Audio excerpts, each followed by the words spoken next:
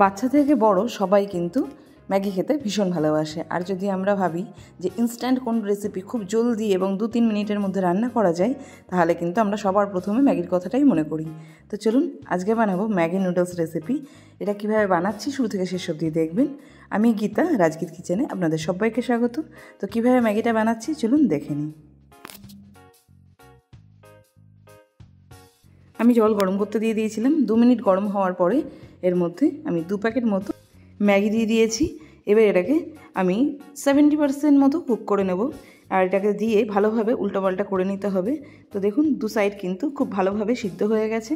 এবার এটাকে কিন্তু আমি একটা পাত্রের মধ্যে ছেঁকে নেব।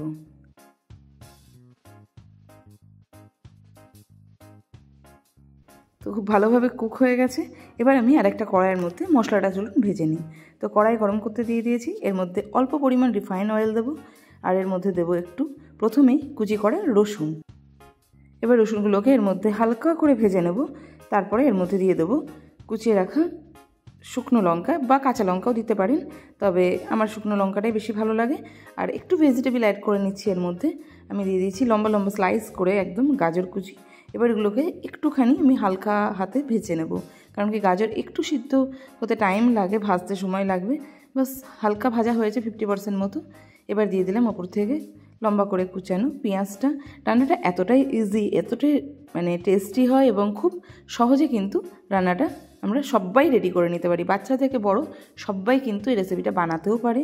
তো চলুন, এখন ভাজা হয়ে গেছে পেঁয়াজ আর গাজরটা। এবার উপর থেকে দিয়ে দিলাম ম্যাগি।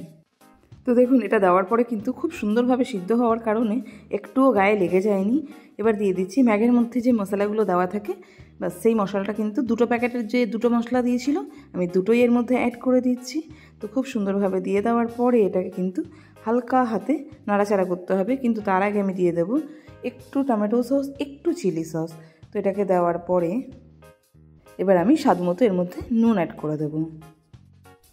আর এবার দেবো ব্যালেন্স করার জন্য একটুখানি চিনি, 2 থেকে 4 দানা বা হাফ চামচ মতো ম্যাক্সিমাম। ব্যাস এতটা চিনি আমি অ্যাড করেছি এর মধ্যে।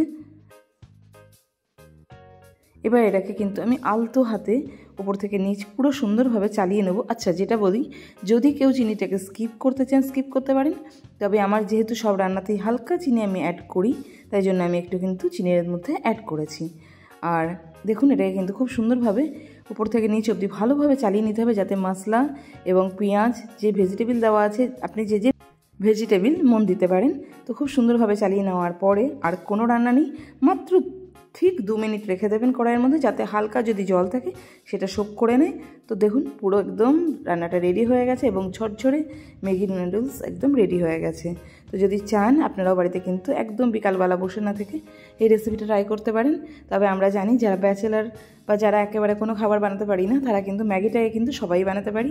তো যদি আমার ভিডিওটা আপনাদের ভালো লাগে তাহলে যেন অবশ্যই ট্রাই করবেন এবং আমাকে যেন আপনার মূল্যবান মতামত জানাবেন।